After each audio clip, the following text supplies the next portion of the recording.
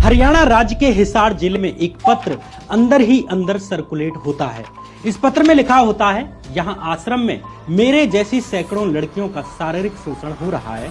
महाराज, हम साध्वियों के साथ रेप करते हैं। बिना नाम के इस पत्र को प्रधानमंत्री अटल बिहारी वाजपेयी के दफ्तर भेजा गया। कुछ दिन के बाद ऐसी ही एक साध्वी के भाई रंजीत सिंह की इसलिए हत्या कर दी जाती है क्योंकि महाराज को शक था कि इस पत्र को रंजीत सिंह ने लीक किया है, जो कि आश्रम में रहने वाली एक साध्वी का भाई था। एक लोकल पत्रकार ने इस पत्र को अपने अखबार में छाप दिया। महाराज ने इस पत्रकार को माफी मांगने के लिए कहा, लेकिन पत्रकार पीछे नहीं हटता। कुछ महीने के बाद इस पत्रकार को उसके घर के बाहर ही गोली मारकर मौत के घाट उतार दिया जाता है। जिस महाराज ने साध्वियों का रेप किया, जिस महाराज ने रंजीत सिंह की हत्या करवाई, जिस महाराज ने पत्र छापने वाले पत्रकार को मरवाया, उस महाराज का नाम था गुरमीत राम रहीम सिंह। आश्रम का नाम था सिरसा का डेरा सच्चा सौदा आश्रम। आखिर इस सीक्रेट पत्र में ऐसा क्या था जिसे छुपाने के लिए राम रहीम ने 2 लोगों की हत्या करवा दी? गुरमीत राम रहीम की गुफा में आखिर क्या होता था? राम रहीम के बारे में पीड़ित लड़कियों ने क्या बताया? सीबीआई ने ये पत्र लिखने वाली लड़की को आखिर कैसे ढूंढा? गुरमीत राम रहीम ने अपने ही भरोसेमंद भक्त रंजीत सिंह को आखिर क्यों मरवाया? पत्रकार छत्रपति को राम रहीम ने क्यों मारा? प्रधानमंत्री मनमोहन सिंह ने एक सीक्रेट मीटिंग में सीबीआई से राम रहीम के बारे में क्या कहा? आखिर क्या है गुरमीत राम रहीम की असली सच्चाई? जानेंगे आज के इस एपिसोड में।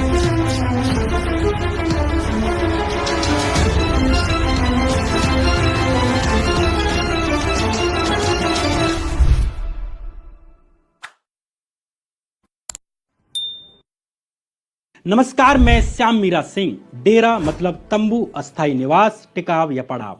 पंजाब, हरियाणा, राजस्थान क्षेत्र में डेरों की शुरुआत ऐसे आश्रमों के रूप में हुई जहां सभी वर्गों, जातियों, समुदायों के लोग सामूहिक रूप से एक साथ रह सकें, एक साथ खाना बना सकें, एक साथ काम कर सकें, आपस में ही विवाह भी करें।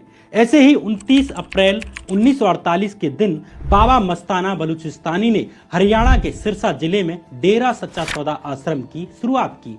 मस्ताना बलूचिस्तानी के नेतृत्व में देश भर में 46 करीब आश्रम स्थापित किए जाते हैं, खासकर पंजाब, हरियाणा, राजस्थान क्षेत्र में। साल 1960 में मस्ताना बलूचिस्तानी की मौत के बाद साल 1963 में डेरा सच्चा सौदा आश्रम सिरसा का जिम्मा संभाला बाबा शाह सतनाम ने। शाह सतनाम के वक्त भी आश्रमों का प्रसार किया गया। अपने रिटायरमेंट से पहले ही 23 सितंबर 1990 के दिन शाह सतनाम ने डेरा सच्चा सौदा के तीसरे गुरु का ऐलान कर दिया। इस तीसरे गुरु का नाम था गुरमीत राम रहीम सिंह। गुरमीत राम रहीम के डेरा सच्चा सौदा संप्रदाय के गुरु बनने के पीछे की कहानी ही अपने आप में बड़ी दिलचस्प है। गुरमीत राम रहीम को डेरा सच्चा सौदा का गुरु घोषित करने के पीछे एक उड़ी एक अफवाह चलती है कि गुरमीत का नाम शाह सतनाम सिंह के ऊपर बंदूक रखकर घोषित करवाया गया था। इस अफवाह का जिक्र राम रहीम के ऊपर लिखी एक किताब डेरा सच्चा सौदा एंड गुरमीत में भी है। इस किताब को बीबीसी, न्यूज लॉन्ड्री और तहलका मैगजीन में रहे इन्वेस्टिगेटिव पत्रकार अनुराग त्रिपाठी ने लिखा है। पत्रकार अनुराग त्रिपाठी अपनी किताब में गुरमीत राम रहीम के पूर्व ड्राइवर रहे खट्टा सिंह का जिक्र करते हैं। ड्राइवर खट्टा सिंह कहते हैं कि उसका एक दोस्त था, शायद रिश्तेदार, उसका नाम था गुरजंत सिंह राजस्थानी। एक दिन गुरमीत अपने दोस्त गुरजंत सिंह और उसके कुछ साथियों के साथ शाह सतनाम के पास पहुंचता है। गुरजंत सिंह ने बाबा की कनपटी पर AK-47 लगा के गुरमीत को डेरा मुखिया बनाने के लिए कहा। इस घटना के कुछ दिन के बाद भी यही होता है। एक बार के लिए इस अफवाह पर विश्वास नहीं होता, लेकिन पत्रकार अनुराग त्रिपाठी अपनी किताब में एक और घटना का जिक्र करते हैं। अनुराग त्रिपाठी अपनी किताब में लिखते हैं कि 31 अगस्त 1991 के दिन डेरा सच्चा सौदा के सिरसा हेडक्वार्टर के माइकों से एक अनाउंसमेंट होता है कि इस दिन सभी एकदम मौन रहें। अगले 3 साल तक इसी तारीख को यानी 31 अगस्त के दिन इसी तरह डेरा सच्चा सौदा आश्रम में एक कंप्लीट मौन रखा जाता है। हालांकि 3 साल के बाद इस परंपरा को फॉलो करना बंद कर दिया जाता है, लेकिन सवाल यह है कि 3 साल तक 31 अगस्त के दिन मौन क्यों रखा जाता रहा? इसकी शुरुआत 1991 में ही क्यों होती है? इसके पीछे की कहानी यह है कि 31 अगस्त 1991 के दिन ही 20 लाख रुपए के इनामी अपराधी गुरवंत सिंह राजस्थानी को पंजाब पुलिस ने मोहाली के एक मकान में मार गिराया। गुरवंत सिंह राजस्थानी खालिस्तान कमांडो फोर्स नाम का एक चीफ जनरल था। साथ ही गुरमीत राम रहीम का दोस्त भी। ये वही गुरवंत सिंह था जिसके बारे में ये अफवाह है कि इसने डेरा सच्चा सौदा के दूसरे गुरु शाह सतनाम सिंह की खोपड़ी पर बंदूक रखकर गुरमीत राम रहीम को डेरा सच्चा सौदा का अगला गुरु बनाने का ऐलान करवाया। गुरवंत सिंह पर पंजाब और हरियाणा राज्य में दर्जनों हत्याओं के मामले दर्ज थे। इंटरेस्टिंग बात यह है कि गुरवंत सिंह और गुरमीत राम रहीम दोनों ही एक ही गांव के हैं, यानी श्री गुरसर मोडिया गांव से आते हैं, जो कि राजस्थान के गंगानगर जिले में आता है। यानी दोनों एक ही गांव के थे। गुरवंत सिंह की मौत वाले दिन डेरा सच्चा सौदा में 3 साल तक लगातार मौन रखे जाने के पीछे यही संबंध है, ये आप बेहतर समझ सकते हैं। जब सितंबर 1990 में शाह सतनाम ने अपने उत्तराधिकारी के रूप में गुरमीत के नाम को घोषित किया तो डेरा सच्चा सौदा के बहुत से समर्थकों को आश्चर्य हुआ। कुछ डेरा समर्थकों का यह भी कहना था कि जब शाह सतनाम अपने रिटायरमेंट से पहले अपने उत्तराधिकारी के नाम का चुनाव कर रहे थे, तब उन्होंने 3 लोगों के नाम पर विचार किया था जिनमें गुरमीत का नाम कहीं भी नहीं था। गुरमीत राम रहीम के डेरा प्रमुख बनने के पीछे की कहानी क्या है, ये तो शायद ही कभी पूरी तरह सामने आ पाए, लेकिन एक 23 साल के लड़के का इतने बड़े डेरा का स्पिरिचुअल हेड बन जाना अपने आप में एक चमत्कार था। लेकिन यहाँ एक चीज स्पष्ट जरूर हुई कि जहाँ एक और डेरा के 2 गुरुओं का ध्यान अध्यात्म की तरफ था, तो गुरमीत का ध्यान पैसा और पावर की तरफ अधिक था। यहीं से प्रॉब्लम शुरू होती है। लेकिन आगे की कहानी सुनाने से पहले मैं आपसे रिक्वेस्ट करना चाहता हूं कि आप इस वीडियो को लाइक कर दें और चैनल सब्सक्राइब करते हुए जरूर जाएं। आमतौर पर आप में से बहुत से दोस्त वीडियो देखकर जाते हैं लेकिन सब्सक्राइब करना भूल जाते हैं। आपका इस चैनल को सब्सक्राइब करना हमारे चैनल के लिए बेहद इंपॉर्टेंट है। अब आगे की कहानी। गुरमीत राम रहीम को डेरा सच्चा सौदा का हेड बने 8 साल बीत चुके थे। सिरसा जिले का एक बड़ा हिस्सा बाबा राम रहीम के डेरा सच्चा सौदा का हिस्सा बन चुका था। सिरसा के आम लोगों और लोकल पत्रकारों में इस बात को लेकर शक पैदा होता है कि डेरा सच्चा सौदा आश्रम कोई दान नहीं लेता, कोई दक्षिणा नहीं लेता, बावजूद इसके इनका साम्राज्य बढ़ता जा रहा है। आखिर कारण क्या है? इसी तरह के एक पत्रकार का नाम था रामचंद्र छत्रपति। रामचंद्र छत्रपति पूरा सच नाम का एक लोकल अखबार चलाते थे, जो सिरसा जिले की लेवल पर एक काफी चर्चित था। इलीगल जमीन कब्जे की अपनी खबरों के कारण पत्रकार छत्रपति पहले से ही डेरा सच्चा सौदा समर्थकों के निशाने पर थे। इसी बीच 30 मई के दिन सिरसा के रोडी मार्केट एरिया में एक कार ड्राइवर की एक सिपाही से, यानी पुलिस सिपाही से भिड़ंत हो जाती है। जब पुलिस इस कार की चेकिंग करती है तो पुलिस को एक गुप्त पत्र की फोटोकॉपीज मिलती हैं। ये गुप्त पत्र एक अनाम साध्वी का था, यानी किसी का नाम नहीं था, जिसमें साध्वी डेरा चीफ गुरमीत राम रहीम पर लड़कियों के शारीरिक शोषण का आरोप लगाती है। ये लेटर पहले से ही सिरसा में अंदर ही अंदर घूम रहा था। इस घटना के बाद किसी भी तरह पत्रकार छत्रपति को भी इस पत्र की एक फोटोकॉपी मिल जाती है।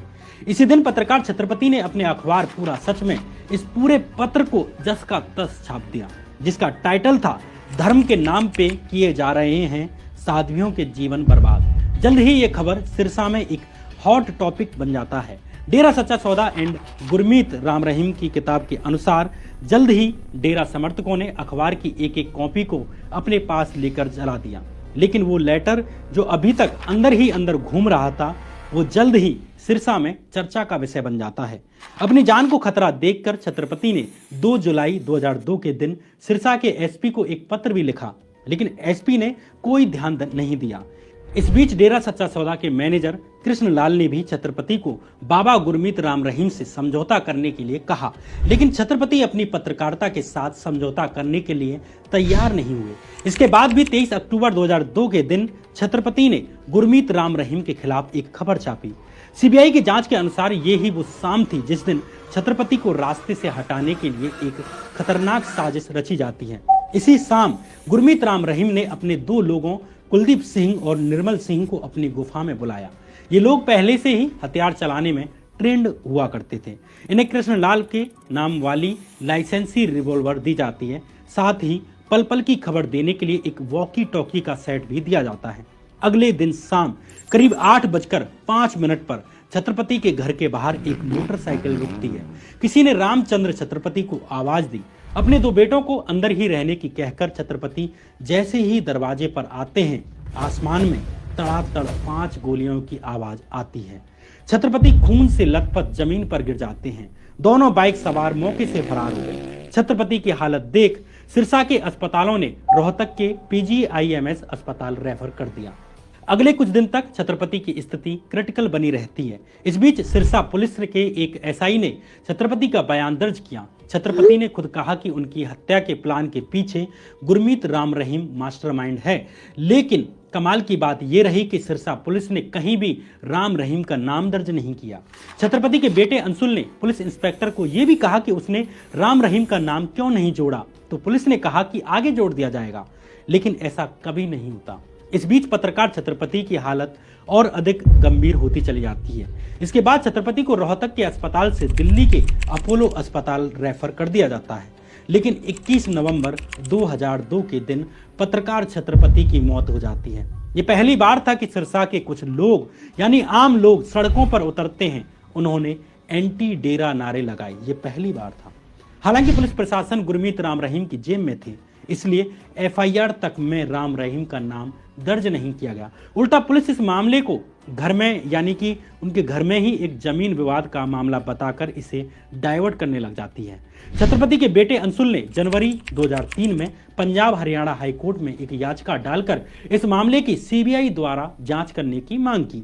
करीब 9 महीने के इंतजार के बाद हाई कोर्ट ने इस मामले की जांच का जिम्मा CBI को सौंप दिया। करीब 12 साल बाद नवंबर 2014 में CBI ने रंजीत सिंह मर्डर केस के साथ इस मामले में गुरमीत राम रहीम के खिलाफ सबूत पेश किए, जो आगे चलकर गुरमीत राम रहीम को जेल की सलाखों के पीछे भेजने का कारण बनते हैं। यहाँ 2 सवाल उठते हैं कि एक ये कि ये रंजीत सिंह मर्डर केस क्या था और इसका गुरमीत राम रहीम और पत्रकार छत्रपति केस से क्या संबंध था। दूसरा सवाल यह कि आखिर वो पत्र किसका था, वो किसने लिखा था जिसे छापने के कारण पत्रकार छत्रपति की जान चली जाती है। आखिर इस पत्र में गुरमीत राम रहीम पर लगाए गए शारीरिक शोषण और बलात्कार के आरोपों में कितनी सच्चाई थी। डेरा सच्चा सौदा एंड गुरमीत नाम की किताब में पत्रकार अनुराग त्रिपाठी गुरमीत राम रहीम के एक क्लोज सहयोगी का बयान छापते हुए लिखते हैं कि जब पूरा सच अखबार में ये वायरल पत्र छापा गया तो इसके कुछ दिन के बाद ही गुरमीत राम रहीम के गुर्गों ने रंजीत सिंह की हत्या करवा दी।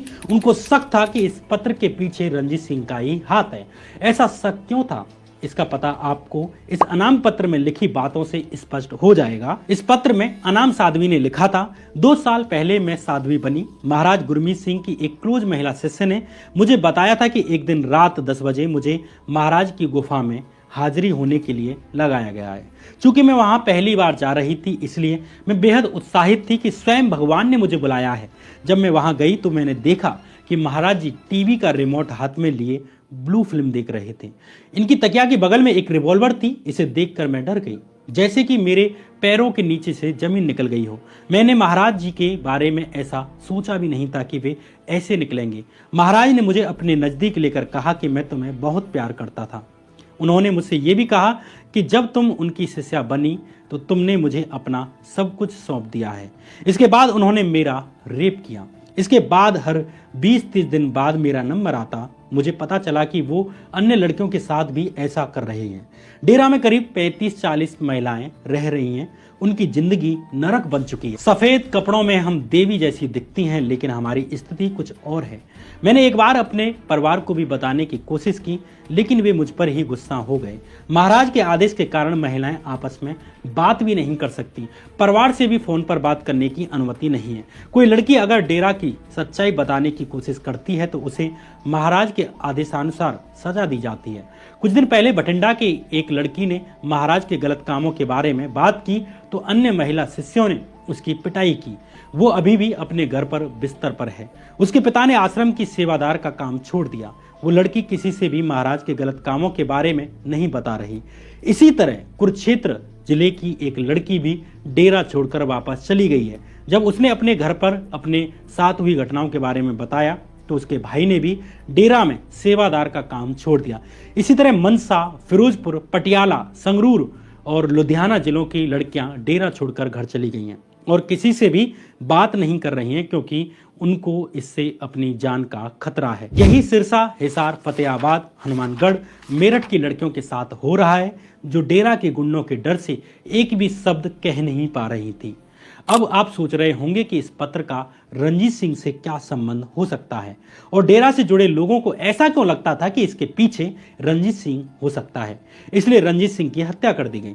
इसके पीछे कारण यह था कि कुरुक्षेत्र की जिस लड़की का जिक्र इस पत्र में था कि कुरुक्षेत्र की एक लड़की डेरा छोड़कर चली गई है और उसके भाई ने भी डेरा में सेवादार का काम छोड़ दिया है, वो लड़की रंजीत सिंह की बहन ही थी और सेवादार की नौकरी छोड़ने वाला कोई और नहीं था बल्कि रंजीत सिंह ही था, जो कभी गुरमीत राम रहीम का नितांत भक्त हुआ करता था। रंजीत सिंह सिरसा से 220 किलोमीटर दूर कुरुक्षेत्र जिले के खानपुर कोलियां गांव के रहने वाले थे। रंजीत गुरमीत राम रहीम के सबसे विश्वसनीय लोगों में से एक था, लेकिन पत्र को लीक करने के शक में रंजीत सिंह गुरमीत के टारगेट पर आ गए। रंजीत सिंह के बाद ही पत्रकार छत्रपति को भी मार दिया गया जिसने इस लेटर को छापा था। यही कारण है कि आगे चलकर सीबीआई ने इन दोनों केसों की जांच एक साथ की। लेकिन सवाल यह है कि सीबीआई ने आश्रम में चल रही बाबा की अय्यासियों का पता कैसे लगाया, किस तरह सबूत जुटाए जिनकी बदौलत गुरमीत राम रहीम को अदालत दोषी ठहरा पाई और उसे जेल की सलाखों के पीछे डाला गया। डेरा सच्चा सौदा एंड गुरमीत राम रहीम की किताब के अनुसार सीबीआई के एक अफसर ने बताया कि जब साल 2002 में हमें ये केस सौंपा गया, इस केस में कुछ भी आगे नहीं जा पा रहा था।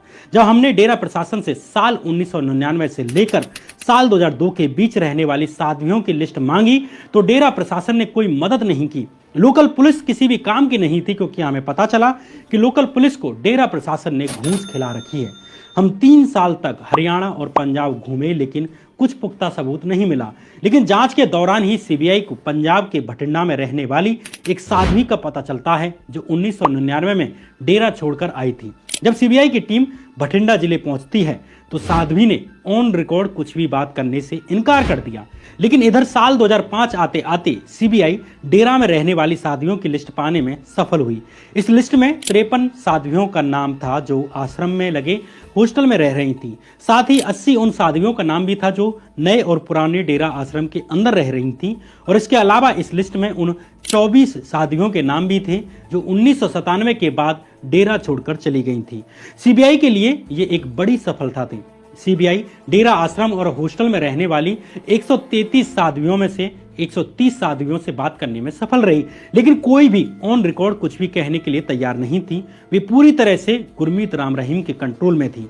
अब सीबीआई ने उन साध्वियों की तलाश शुरू कर दी जो डेरा छोड़कर जा चुकी थी। इन 24 साध्वियों में से 20 साध्वियों को तलाशने में सीबीआई को 6 महीने लग जाते हैं। लेकिन इन साध्वियों के साथ समस्या ये थी कि इनमें से अधिकतर साध्वियों की शादी हो चुकी थी, बच्चे हो चुके थे। फैमिली मेंबर्स इन साध्वियों को सीबीआई से बात नहीं करने देते थे। इसके अलावा साध्वियों को डर था कि कहीं उनके पति को उनके साथ हुए शारीरिक शोषण की जानकारी पता न चल जाए, क्योंकि ऐसी स्थिति में उनका घर टूटने की संभावना हो सकती थी। इसके अलावा साध्वियों को अपने पति, परिवार और अपनी जान का भी खतरा था। इसके अलावा सबसे बड़ी समस्या ये भी थी कि ये परिवार खुद गुरमीत राम रहीम के भक्त थे और बाबा गुरमीत राम रहीम के खिलाफ वे एक भी शब्द सुनना नहीं चाहते थे। अधिकतर मामलों में साध्वियों के परिवार साध्वियों को ही डेरा छोड़ने का दोषी मानते थे। उन्हें लगता था कि साध्वियों का डेरा आश्रम में मन नहीं लगता होगा, इसलिए वे बहाने बनाती हैं। अंततः मई 2006 आते आते सीबीआई 2 साध्वियों को बयान देने और उसे ऑन रिकॉर्ड दर्ज करने के लिए कन्विंस करने में सफल हुई। मार्च 2007 में सीबीआई ने इनमें से एक साध्वी का बयान दर्ज कर लिया।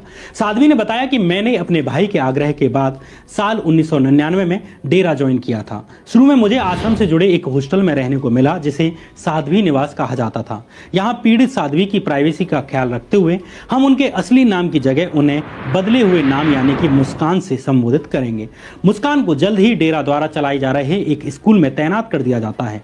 करीब 1 महीने के बाद मुस्कान से कहा गया कि उसे महाराज की गुफा यानी जहां गुरमीत रहा करते थे के बाहर संतरी यानी गार्ड की ड्यूटी करनी पड़ेगी। उसे 20 दिन में एक बार नाइट ड्यूटी करनी पड़ेगी। इसी तरह एक रात नाइट ड्यूटी के दौरान मुस्कान ने देखा कि एक दूसरी साध्वी गुफा से रोते हुए निकल रही है। जब मुस्कान ने उससे पूछा कि क्या हुआ तो वो गुरमीत को गाली देने लगती है और कहने लगी कि ये अच्छा आदमी नहीं है। जब मुस्कान ने आगे पूछा कि वो ऐसा क्यों कह रही है तो पीड़ित साध्वी ने आगे कुछ भी नहीं कहा। अगले दिन मुस्कान को पता चलता है कि उस साध्वी के पेरेंट्स डेरा आए हैं और उसे और उसकी बहन को घर ले गए हैं। ये एकमात्र इंसिडेंट नहीं था जब मुस्कान ने किसी साध्वी को रोते हुए गुफा से बाहर जाते हुए देखा हो। अक्सर इन साध्वियों को यह कहकर गुरमीत की गुफा में हाजिर होने के लिए कहा जाता था कि महाराज ने माफी देने के लिए बुलाया है। इस बीच अब वो तारीख भी आ जाती है जब मुस्कान को भी गुफा में माफी देने के लिए कहा जाता है। आगे मुस्कान के साथ भी वही हुआ जो अन्य साध्वियों के साथ हुआ। डरी सहमी मुस्कान के पास कोई विकल्प नहीं बचता। उसका भाई डेरा में ही सेवादार था, भक्त था, वर्षों से काम कर रहा था। डेरा के ही एक स्कूल में उसके भाई की बेटी पढ़ रही थी।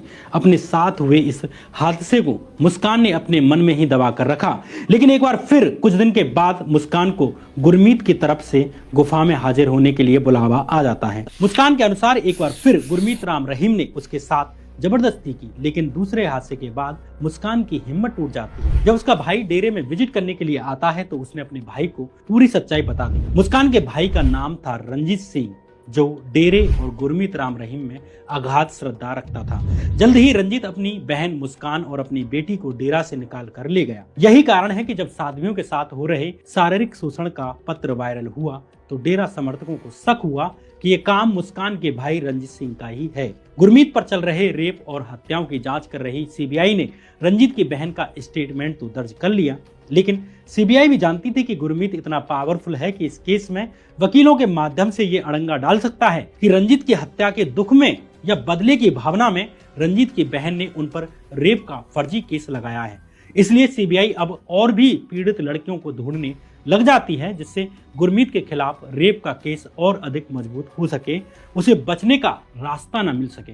लेकिन सीबीआई के लिए ये काम बड़ा मुश्किल था, क्योंकि डेरा से आई अधिकतर साध्वियों की शादी हो चुकी थी। वे नहीं चाहते थे कि उनके ससुराल और पति को उनके रेप के बारे में पता चले।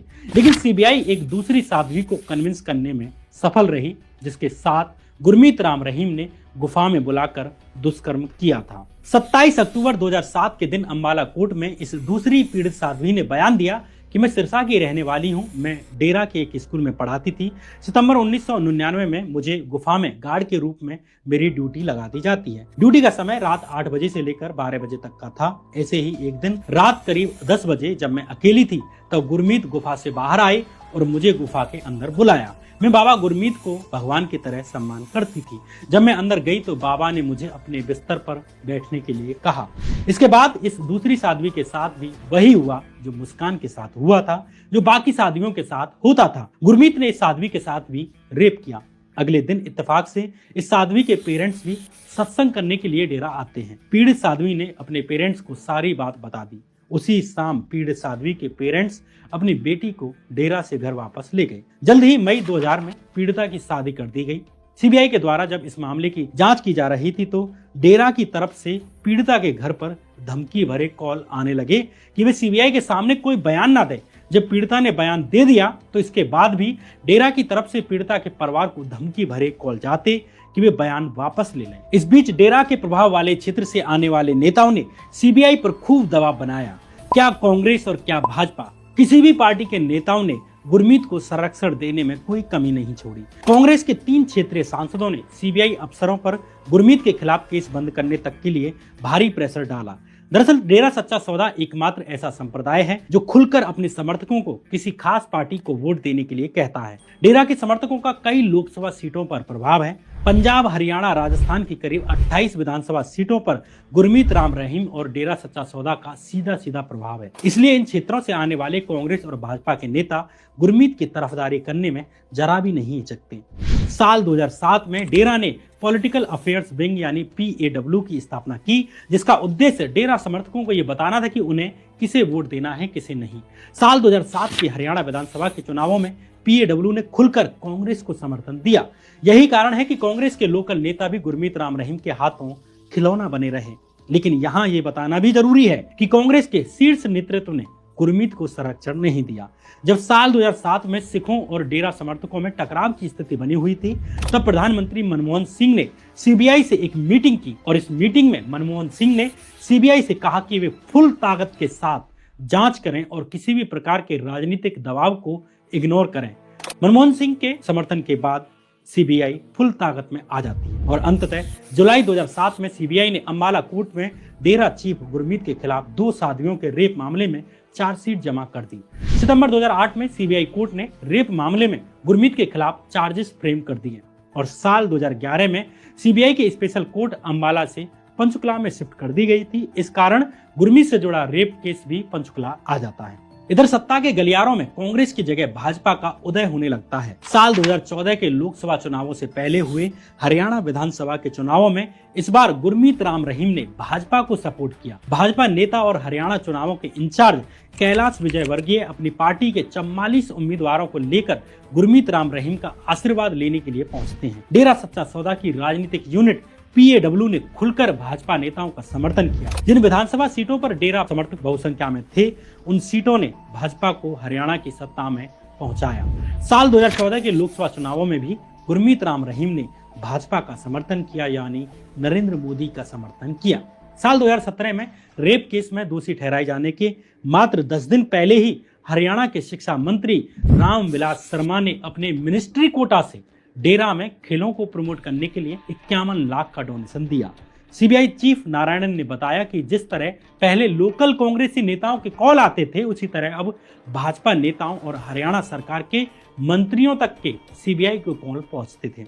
हद तो तब हो गई जब भारत के नए प्रधानमंत्री नरेंद्र मोदी ने स्वच्छ भारत अभियान का ब्रांड एम्बेसडर गुरमीत राम रहीम को अपॉइंट कर दिया। इसे अंदाजा लगाया जा सकता है कि सीबीआई पर कितना प्रेशर रहा होगा। अंततः 25 अगस्त 2017 के दिन राम रहीम के खिलाफ चल रहे 2 रेप मामलों के फाइनल फैसले का दिन आ जाता है। हरियाणा के पंचकुला जिले में स्थित सीबीआई की स्पेशल कोर्ट आज फैसला सुनाने जा रही थी। फैसले वाले दिन राम रहीम को पंचकुला अदालत में पेश होना था। चुपचाप अदालत आने या हवाई रास्ते से कोर्ट आने के बजाय राम रहीम ने पूरे काफिले के साथ सड़क रास्ते से अदालत आना चुना। सब जानते थे कि फैसला राम रहीम के मुताबिक ना आने की स्थिति में दंगे तय हैं, लेकिन फिर भी राम रहीम ने अपना शक्ति प्रदर्शन करना चुना। पंचकुला अदालत में पेश होने के लिए राम रहीम सुबह करीब 8:30 बजे सिरसा से निकल जाते हैं। राम रहीम के पीछे 250 से अधिक गाड़ियां चलने लगती हैं। राम रहीम के बहुत से समर्थक उनकी गाड़ी के आगे लेट जाते हैं। डेरा समर्थकों का मूड बदलने लगता है। हजारों समर्थक गाड़ियों के साथ साथ भागने लगते हैं। समर्थकों के हाथों में लाठियां, डंडे और तलवारें थी। सिरसा से निकला ये काफिला फतेहाबाद, उकलाना, कैथल, कुरुक्षेत्र और अंबाला से निकलते हुए पंचकुला पहुंच जाता है। इस वक्त तक काफिले में 350 से अधिक गाड़ियां हो चुकी थी।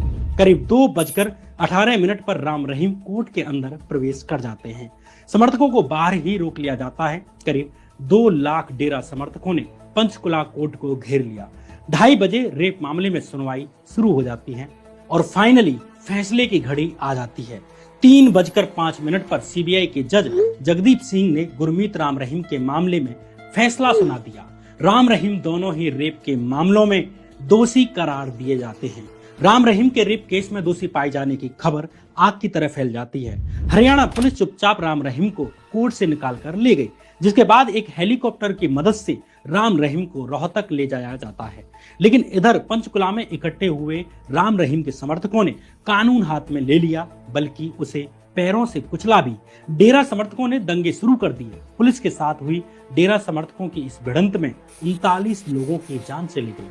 39 लोगों की जान सिर्फ राम रहीम के कारण। 1 घंटे के अंदर ही अन्य जिलों जैसे कि मनसा, फिरोजपुर और भटिंडा आदि में भी हिंसाएं शुरू हो जाती हैं। अभी राम रहीम को सिर्फ दोषी ठहराया गया था, सजा क्या होगी ये बताना बाकी था। इसलिए 28 अगस्त के दिन रोहतक की सुनरिया जेल के पास स्पेशल अरेंजमेंट करके एक अस्थायी अदालत तैयार की गई। हरियाणा पुलिस के साथ साथ पैरामिलिट्री फोर्सेज की 23 कंपनियां सुरक्षा के लिए खड़ी कर दी गई। भारी चौक चावंद के बीच स्पेशल जज जगदीप सिंह ने दोनों रेप मामलों में अलग अलग 10 साल की सजा सुनाई, यानी 10 एक केस में और 10 दूसरे केस में। अदालत ने पीड़ित लड़कियों को भी 14 लाख रुपए का मुआवजा देने का फैसला सुनाया। फैसला सुनते ही राम रहीम अपने घुटनों के बल बैठ जाता है और जज से माफी मांगने लगता है कि मुझे माफ कर दो। सालों की अदालती लड़ाई ने राम रहीम को भगवान के स्वरूप से जेल की ड्रेस में ला दिया। दोनों रेप मामलों का फैसला आ चुका था, लेकिन अभी भी रेप पीड़िता के भाई और डेरा सच्चा सौदा के पूर्व समर्थक रंजीत सिंह और पूरा सच अखबार चलाने वाले पत्रकार रामचंद्र छत्रपति को न्याय मिलना बाकी था। 11 जनवरी 2019 के दिन स्पेशल सीबीआई कोर्ट ने पत्रकार छत्रपति की हत्या के मामले में भी राम रहीम को दोषी ठहरा दिया। छत्रपति मर्डर केस में राम रहीम को उम्र कैद की सजा सुनाई जाती है। आगे अक्टूबर 2021 में राम रहीम को पूर्व डेरा भक्त रंजीत सिंह की हत्या मामले में भी दोषी पाया जाता है। इस मामले में भी राम रहीम को उम्र कैद की सजा सुनाई जाती है। राम रहीम के साथ ही 4 अन्य हत्यारों डेरा मैनेजर कृष्णलाल, जसबीर सिंह, अवतार सिंह और साबदिल को भी उम्र कैद की सजा सुनाई जाती है। लेकिन आज भी सरकारें राम रहीम का संरक्षण कर रही हैं। समय समय पर नियमों की नीलामी करते हुए भी भाजपा सरकार राम रहीम को बार बार उन्हें पेरोल पर छुट्टियां मनाने के लिए भेज देती है। नवंबर 2023 में गुरमीत राम रहीम को 21 दिन के लिए छुट्टी दे दी जाती है। इससे पहले जनवरी 2023 में राम रहीम को 40 दिन की छुट्टी दे दी गई। उससे 3 महीने पहले यानी अक्टूबर 2022 में भी 40 दिन की पैरोल पर छुट्टी दे दी जाती है। जैसे तैसे राम रहीम पर केस प्रूव हो पाया, उन्हें उनके अपराध की सजा मिल सकी, लेकिन अपने प्रभाव और राजनीतिक वोटों के लिए बार बार भाजपा सरकार के द्वारा उन्हें विशेष छूट दे दी जाती है। क्या इसलिए ही रंजीत सिंह ने अपनी बहन की अस्मिता की लड़ाई लड़ी? क्या इसलिए ही पत्रकार रामचंद्र छत्रपति ने अपनी जान गंवाई? क्या इसलिए ही पत्रकार छत्रपति का परिवार 17 साल तक कानूनी लड़ाई लड़ता रहा? 2 लड़कियों के बलात्कार की बात तो प्रूव भी हुई है। ऐसे कितनी लड़कियां होंगी जिनकी शादी हो गई, जिनके बच्चे हो गए, जो कभी भी अपना मुंह न खोल सकी? उनके साथ हुए अपराधों को आज भी सरकार के द्वारा छुपाया जा रहा है। सिर्फ किस लिए? क्योंकि राम रहीम के पास उसके अंध समर्थक हैं जो उसके कहने पर किसी को भी वोट दे देते हैं। वो डेरा सच्चा सौदा जो अपने सुधारवादी क्रांतिकारी मूल्यों के लिए प्रचलित और सम्मानित हुआ, उसके शीर्ष पर बैठे एक आदमी ने इतने शानदार विचार को लज्जित कर दिया। बाबा सावन सिंह, बाबा मस्ताना बलूचिस्तानी, बाबा शाह सतनाम और करोड़ों निर्दोष भक्तों ने, जिन्होंने डेरा सच्चा सौदा को अपने पवित्र विचारों से सींचा, इंसानों को इंसान बनाने की राह दिखाई, उसके शीर्ष पर एक गलत आदमी बैठ जाने के कारण डेरा सच्चा सौदा जैसा क्रांतिकारी विचार लज्जित हो जाता है। और हमारी सरकारें और हमारे नेता तो महान हैं ही हैं। बहरहाल ये कहानी फिलहाल यहीं खत्म होती है। आप हमारा चैनल सब्सक्राइब करके और वीडियो को लाइक करके भी हमें अपना सपोर्ट दे सकते हैं। तब तक के लिए बने रहिए इसी चैनल पर। नमस्कार।